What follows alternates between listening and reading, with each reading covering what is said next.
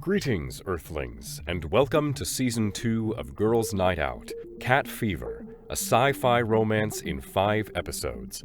Up next is Episode 2.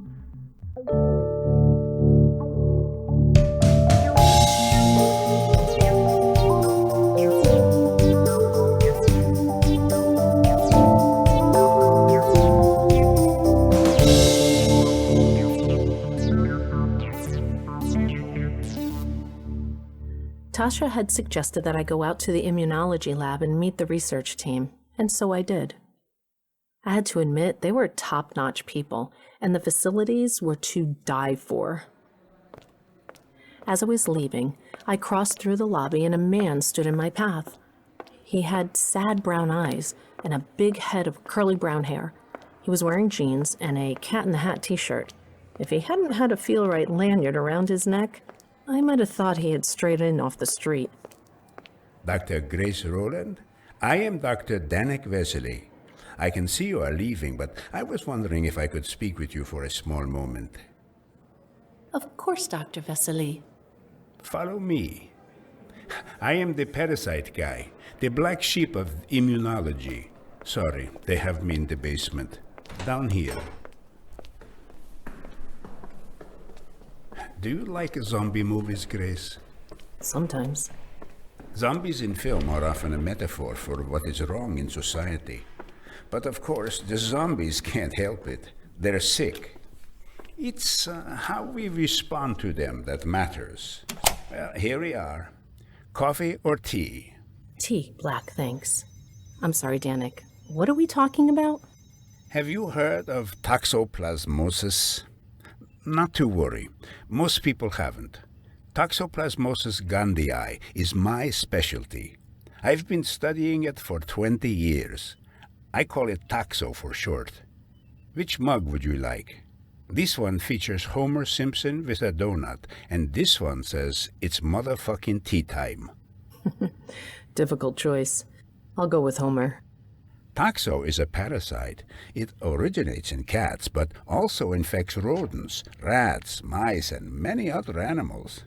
Come through here and meet my lovely creatures. Danek took me through his animal testing lab. There was a cage of cats on one side and a cage of white rats on the other. In the middle was a glassed-in observation area. Rats are beautiful, intelligent creatures, but these ones are infected with Toxo. When a rat is infected, the parasite travels in the bloodstream to the brain and embeds itself there. It changes the neuroreceptors. Essentially, it changes the way the rat thinks. After a lifetime of fearing the cat, the rat begins to treat that cat like a trusted friend. Sounds dangerous for the rat. It's extraordinary. Here, watch. I let a cat into this glassed-in area. I call it the meet and greet space. Danek let the cat into the meet and greet space first. The cat sat calmly, waiting, watching. Then... Let's let the rat in now. Remember, Grace, the rat can safely leave this room any time through the small hole you see in the corner. Not big enough for the cat, of course. The rat knows about the escape route. Watch. The rat curiously entered the meet and greet room, sniffed the air, and looked everywhere. The rat spotted the cat, but instead of cowering or running away, the rat scampered right up to the cat. Look, you see, the cat easily kills the rat with a couple of swipes of the paw. The rat doesn't try to get away or defend himself. Strange. Yes. Toxo was first discovered in 1908. Then, in 1939, it was discovered that it could be passed to humans. Well, how do humans get it? Well, when it was discovered, it was found in an infected fetus. The mother passed Toxo to the infant in the womb. But usually, humans get Toxo from cat excrement. Cat excrement contains millions of spores. Please, here, come, look at this slide. See the circular casings that are pink? Yeah. Humans inhale the spores or swallow the spores. Soils in the garden are a common source. What does Toxo do to humans? Most people have no noticeable symptoms, but people with toxo do change. They are more likely to have depression, they have higher suicide rates, lower IQ, more accidental deaths. Toxo is linked with schizophrenia. That's the parasite that's been around for at least 100 years, the one that is lodged in my optic nerve. You have it, Danek? Yes, I have toxo. My beautiful mother had it and passed it to me in the womb. As a result, I am almost entirely blind in this eye. But Grace, the parasite has mutated. About a year ago, I discovered a new strain of toxo right here in Whitney County. You can see it here in this slide. The new strain seems to have a more powerful effect on the human brain. I call it cat fever. I know, a bit dramatic, eh? But people with cat fever say that they can communicate telepathically with their cat. They don't just love their cats, they worship them. Well, it sounds like most of the cat owners I know. But they also say they can see other people with cat fever because they have an aura of sorts. They can tell them apart from uninfected people. They report having a hive mind. Can they see other infected people? That's one of the things I'm studying right now. But Grace, people with cat fever don't know they're sick. And like any zombie movie, we non-zombies have to decide what to do about it. Do you think there's a single, all-powerful cat that they're taking their orders from? Oh, you're making a joke. You're skeptical. Why wouldn't you be? No, that's fair. You are a scientist. You need more proof. This is pretty far-fetched. Indeed, it is. But I'm guessing you've seen a few far-fetched things in your day, Dr. Rowland. To understand how cat fever affects humans, it's better if you see for yourself. Are you free on Friday evening? I dare say it will be one of the most unusual gatherings you have ever attended. Please, don't immediately say no. Think about it.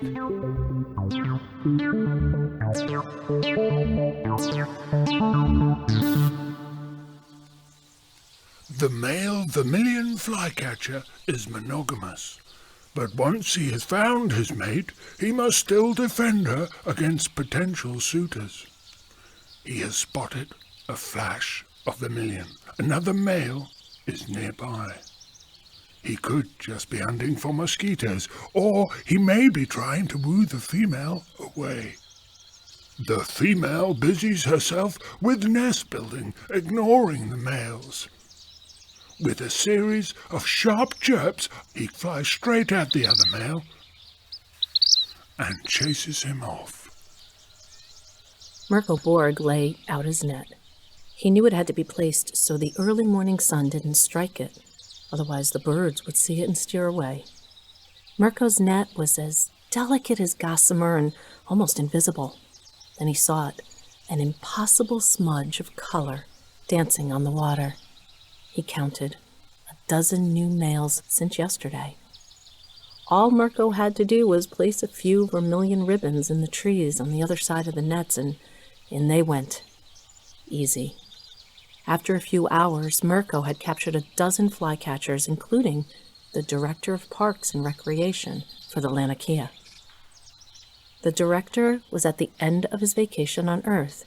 He had been darting about the marsh, catching insects in the morning sun, waiting to be extracted, when he was trapped in Mirko's net. He had struggled to get free. Now the director was injured. Commencing thought sharing with Fen B. Acting Director, I feel you. I have some troubling news, Warden. The director missed his extraction appointment. Has a reality impact analysis been done? Perhaps his borrowing animal is injured. No need to worry about that, Warden. I have a team looking for the director. In the meantime, you and I must accept the possibility that the director may not return. That makes me your director. The director has only been missing a short time. I am aware, Warden.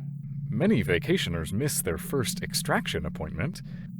Now, you know how I feel about the delay to the call. During this transitional period, I would like you to prepare a plan for a call of the humans. Let's look at the options. Present that to me in 2 rotations. Do you accept my directions, Warden? I do. Acting Director. That is all. End thought sharing with Fen B. Thought sharing has ended.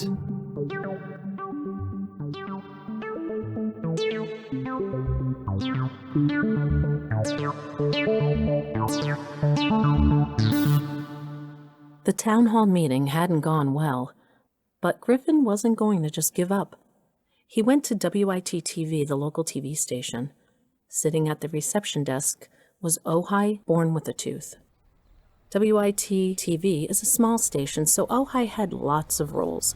Reception, TV reporter, administrative assistant, marketing, you name it. Do you remember Ojai, Kali? She was Griffin's high school crush. Hey, stranger. Hi. Any chance of seeing Joe? He's just queuing up for the next show, so you can hop in there for, let's say, 7 minutes? What's up? They're gonna start construction at the marsh next week. I heard about the marsh. Yeah, so I was hoping that maybe Joe could help. Look, I've got to warn you, he's pretty grumpy today. More than usual? Ojai took Griffin around to Joe's recording booth. There was Joe wearing headphones and adjusting knobs on the control panel. The best word to describe Joe is regal. Tall, handsome. Joe's cheekbones seemed to be chiseled from granite. Ojai waved at him through a small soundproof window. Joe smiled and waved her in. As Ojai opened the door, Griffin came into view, and Joe's smile disappeared immediately. He motioned for them to both sit down on 2 guest chairs. This looks like trouble. Hi, Joe.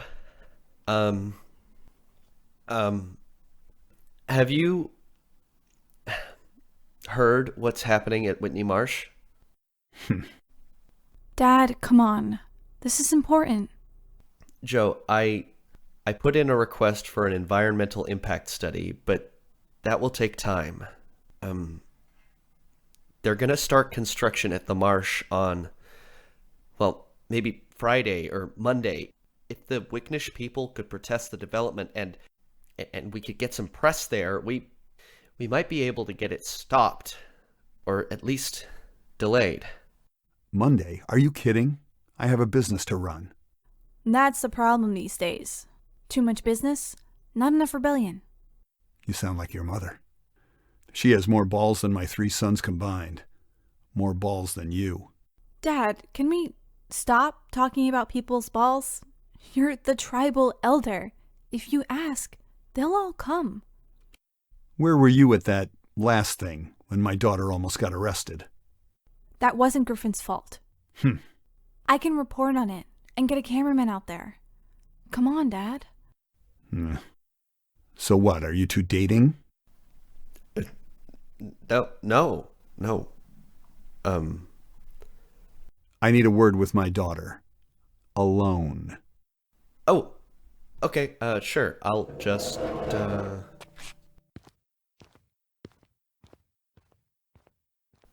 You're so mean to him.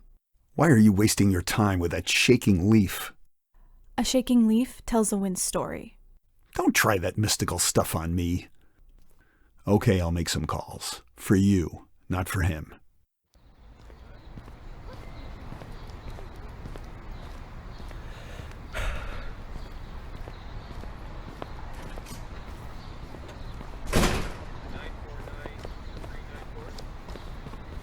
Griffin, wait. I'm sorry about that. It's okay. Do you think you could get a cameraman to the marsh that morning? That would be great. I'll make sure my people are there too. Your people? The invitation was black with gold lettering. It said, "What's new, Pussycat?" You are cordially invited to a masquerade gala, an enchanted evening of adventure. My wingwoman was Laine. She had gone all out with a black catsuit, tail, and mask. I had donned my rock and roll leathers and made up my face like Catman from the band Kiss. "You look good, my friend." Can't wait to see what kind of trouble we can get up to. What's so funny? You're single now, Gracie. I expect to see you work in the room. Was I single? I handed our invitation to a woman dressed like a leopard on reception. We entered the house. Waiting for us by the front door was Danek, dressed in a tuxedo, red bow tie, white and red striped top hat, and a mask. He was the Cat in the Hat. Grace. Oh, I am so glad you could come. This is my friend Laine. Madame, you enchant. All you need to complete that outfit is a whip. Why do I need a whip when I've got this tail? Now remember, once we join the party, masks on and no names. That is the rule of the masquerade. Let me show you around. We stood in the center of a spectacular foyer. As I looked around, I noticed cats. People were holding cats in their arms. Cats reclined on pillows and milled around underfoot. One man had a kitten perched on his shoulder. The guests wore cat makeup, cat masks, cat ear headbands. Waiters wore cat suits and glided around serving drinks. There was a sashimi bar set up in the center of the room, but not for people. It was for the cats. Come this way. Danek, if I had known there were going to be real cats at this party, I would have taken an antihistamine. Danek took us to a wall hung with photos and paintings. He stopped at a large black and white photo of Salvador Dali with 3 cats and a jet of water suspended in the air. Dali Atamokos, do you know it? Our hostess has one of the world's largest and best collections of Ailurophile art.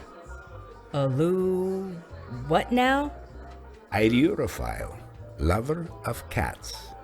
Our hostess is the High Priestess of the Ailurophile Society. It's quite a large organization and global. Come, let's look at this next one. It was painted in 3150 BC in ancient Egypt. Do you think the Egyptians had cat fever?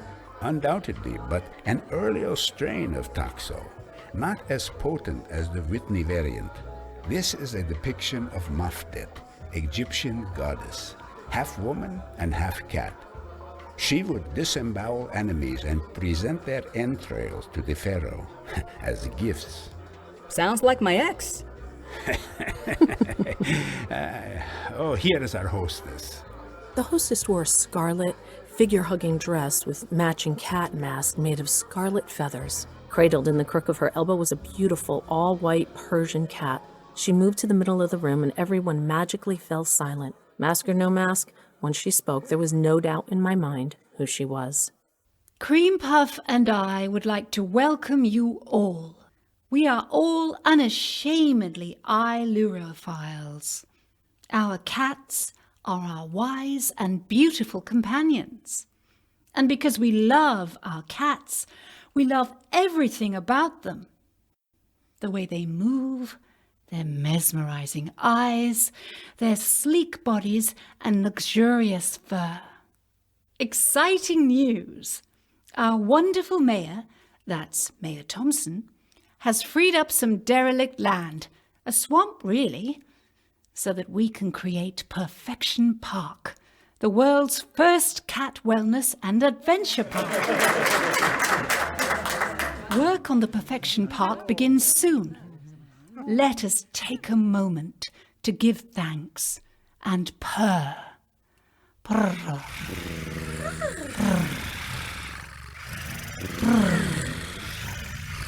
Purr.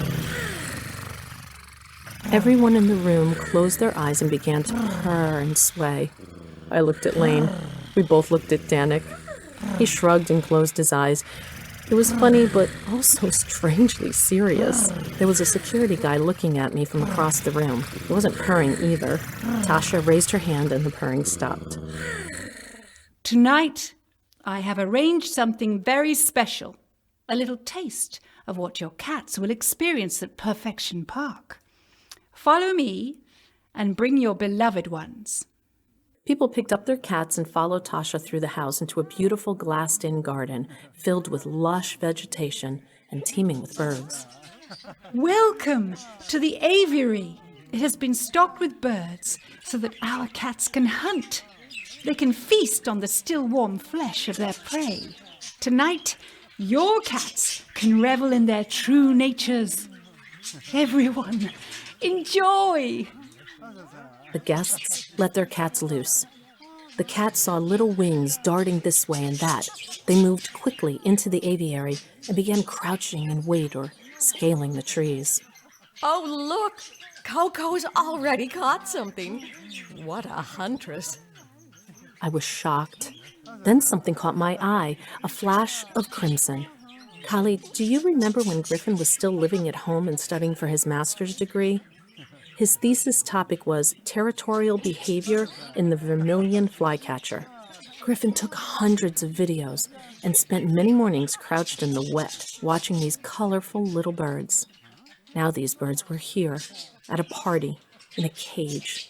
My brain kicked into gear. I started discreetly taking photos with my phone.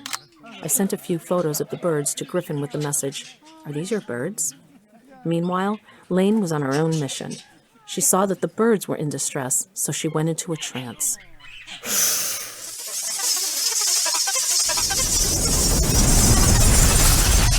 And entered the birds. Laine and the birds worked together. Instead of trying to get away from the cats, the birds got organized. They attacked. Not all the cats, just one, Cream Puff. They dive-bombed Cream Puff. They screeched, they pecked, they flapped their wings threateningly. Cream Puff wasn't happy. Is that my puppy Puff? Cream Puff? Cream Puff! Mr. Ferndale, Cream Puff is in distress. Help him! Mr. Ferndale, the security guard, nodded briskly. He came towards Cream Puff with his arms spread wide like a sumo wrestler. I think his plan was to capture and rescue the big fluffy cat, but Cream Puff was not interested in being herded. Cream Puff's claws came out. Cream Puff hissed and hooked his claws into Mr. Ferndale's suit jacket. Mr. Ferndale hung on grimly and pulled Cream Puff out of the aviary. Other guests began to gather up their cats and moved back into the salon. The birds were safe. And then... I feel you. Hello? I am the Director of Planets and Recreation for the Laniakea. I know who you are. You are Inception Subject Number 3. You numbered us? We have names.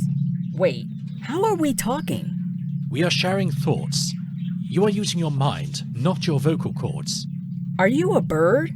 I am a Laniakean. I had given up hope. We need your help. We? The birds. You must set these birds free, and I must get to my extraction point. I was looking at the text from Griffin that said, "Where is this?" Suddenly, Danek was by my side. Well, Grace, what are your first impressions? Other than itchy eyes and a runny nose, this is all pretty crazy. I'm very sorry. I didn't know this was going to be a bird-killing party. But do you see, people with cat fever don't see the world the way we do. Right, cat fever. These people are organized. They have money, power, and an agenda. What's the agenda? I don't know yet. I knew Laine was behind the birds attacking Cream Puff, but I hadn't noticed that Laine had locked eyes on a single vermilion flycatcher in the aviary. Laine, are you okay? You're not gonna believe this. Guess who I'm talking to? Me? There's a man inside that little red bird right up there. He says he's Fanboy's boss.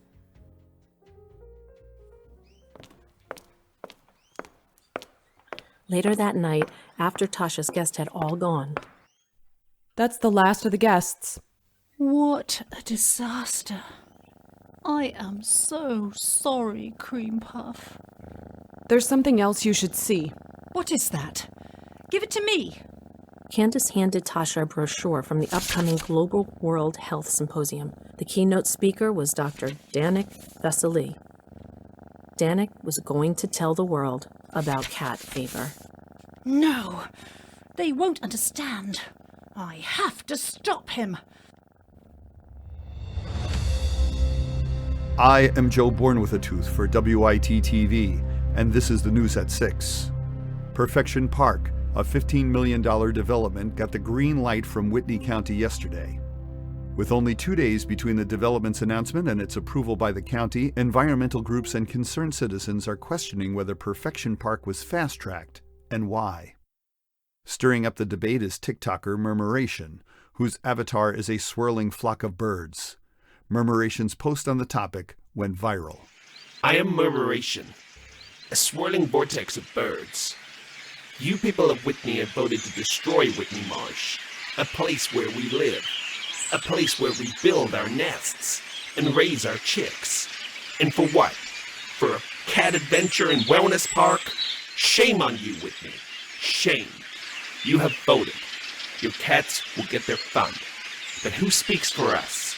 Who speaks for the birds? Since you won't protect us, we will protect ourselves.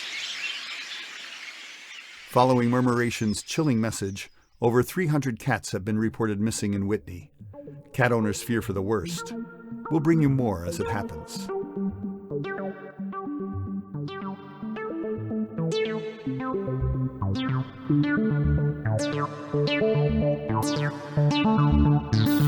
The next day, Danek was working in the Feel-Right lab when he had a visitor. Well, 2 visitors, in fact. Tasha Van Fielein and Cream Puff. Tasha wore a pearl gray silk suit with matching gloves. Good morning, Tasha. Wonderful party last night. Ha! Remind me, Danek, who funds your research? Well, the university provides a small stipend. Who, Danek? Feel right. And who runs Feel Right? You, Tasha. Then what is this? Oh yes, the World Public Health Symposium. Oh. And who's the keynote speaker? You're displeased. Your paper will cause panic. People will think cats are dangerous. I've always thought people were more dangerous than cats. Tasha, the world needs to know. I decide what the world needs to know and when. I am an academic, Tasha. I publish a research paper every year. Look, Cream Puff. So many cute, yummy rats. Tasha, please. They don't like being picked up like that. Tasha had picked up a white rat by its tail and was dangling it in front of Cream Puff. The cat rested in the crook of Tasha's elbow and lazily batted at the rat with his paw. I'm beginning to wonder whether you and I are on the same side, Danek. I'm always on the side of science. Who's the rat? He's the rat. Tasha let the rat drop into the palm of her hand.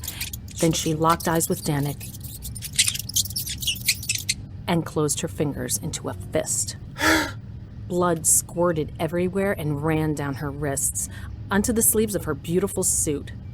Danek was shocked, and then he felt something new. Fear. Your funding and access to this lab is terminated as of now. You have 1 hour to clear out. Goodbye, Danek.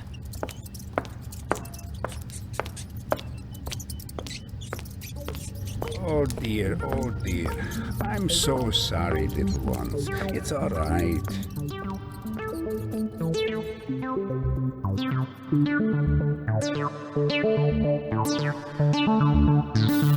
We found the director, but we had no way of telling Fanboy. We didn't know how to reach him. Still, we couldn't wait. We had to do something. So we came up with a plan to rescue the director and get the vermilion flycatchers out of Tasha's aviary. I hadn't told Griffin that one of the vermilion flycatchers was sharing its body with the director of Parks and Recreation for the Laniakea. I also hadn't mentioned the whole invisibility thing. When is a good time to tell your son that you have powers? As we approached Tasha's house, Candace was helping Tasha out of her blood-splattered suit. Oh my God, are you all right? What happened? It's fine, Candace. It's not my blood. Just see if you can get it cleaned. Or just throw it away. I don't care. I'm just going around back. What? It's private property, Mom. Mom? Come on, Griffin. It'll be all right.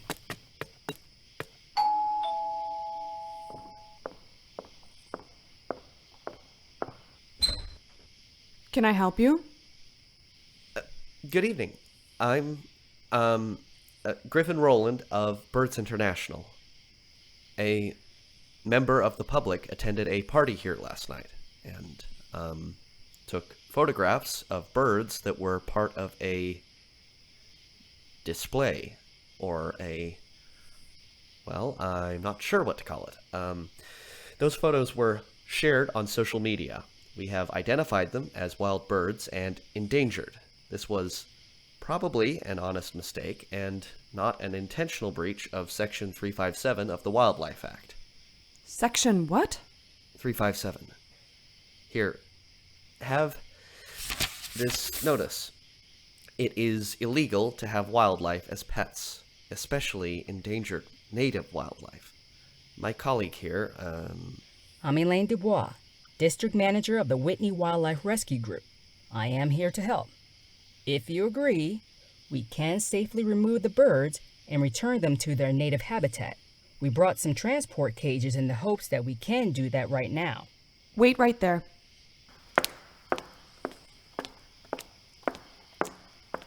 Where'd Mom go?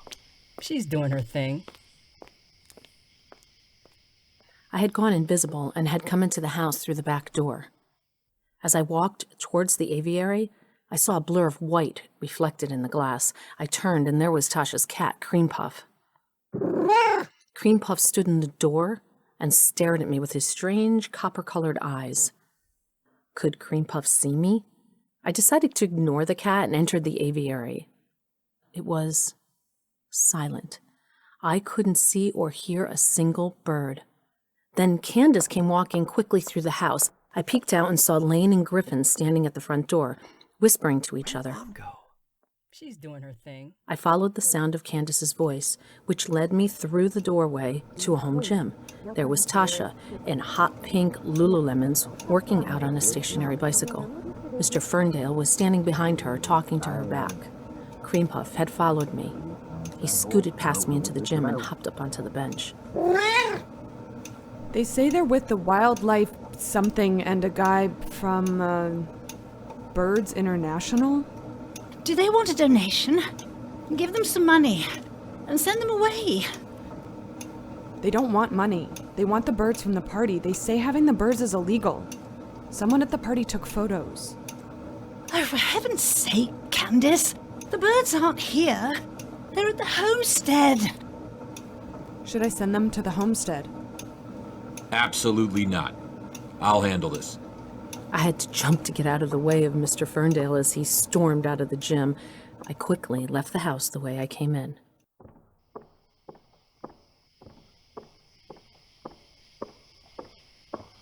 We'd love to help you, but the birds were released. Released? How? We opened up a window, and they flew away. How did Miss Van Fielein come to have these birds? The birds were provided by an event management company. Which event management company? Here's my card. Send any inquiries or correspondence to this address. We will come back to you in due course. The director and the Vermilion flycatchers had been moved to a place called the Homestead. None of us knew where that was. Then I got a text from Danek. It read, "Please come to the lab. Urgent." When I arrived at Danek's lab, he was taking a series of ampules and syringes out of a fridge and handing them to a young man who was putting them into a cooler. Thank you, Clarence. Carefully now. Dr. Rowland. Thank you for coming so quickly. This is Clarence Pinhorn, the Environment and Health Manager for Whitney County. Hi. Danek, what's going on? Let's just say I'm having artistic differences with my employer, Ms. Van Fielein. Clarence, thank you so much for taking these. No problem, Dr. Vesely. Call me when you need them. Clarence hefted the cooler off the bench and left the lab.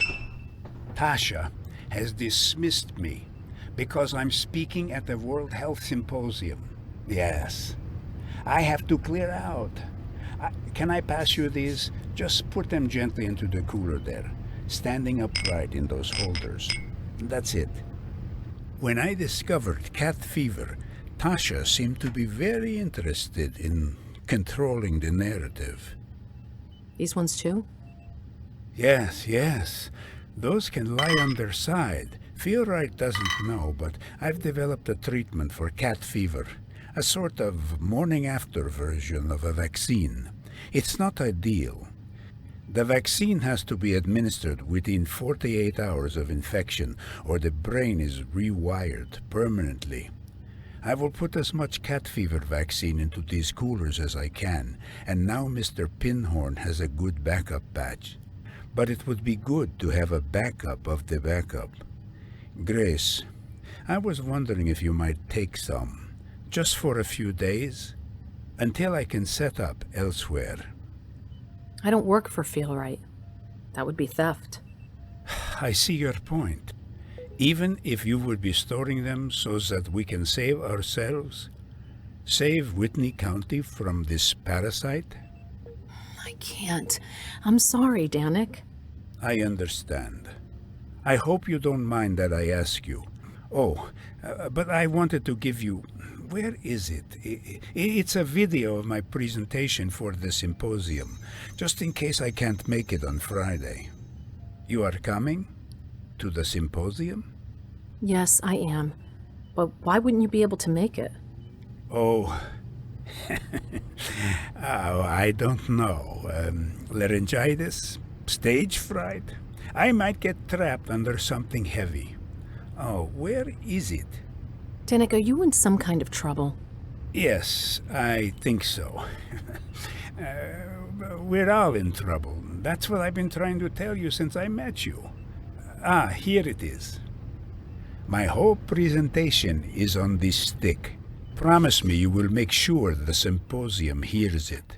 I promised him that I would, but as Danek cleared out his lab, he left behind one very important, very dangerous thing.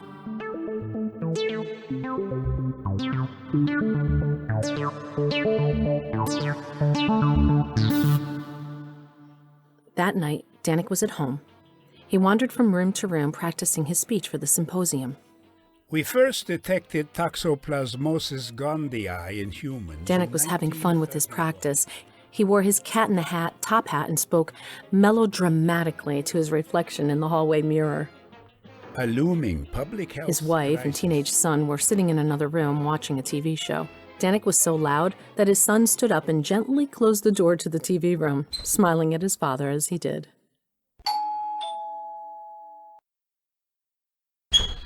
Good evening. Dr. Vesely, would you come with me, please? No. Come where? Come with me now, and it won't involve your family.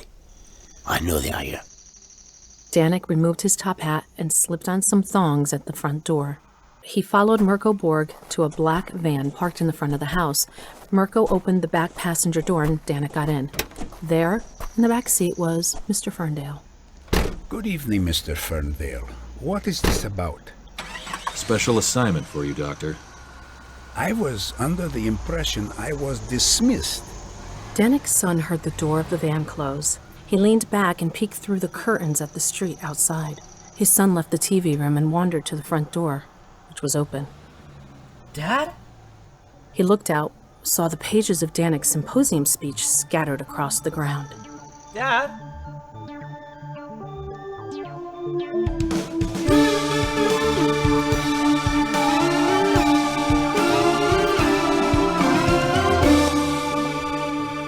Thank you for listening to Episode 2. Stay tuned for Episode 3, which is coming up next. Bringing this story to life are our wonderful voice actors. They are in order of appearance.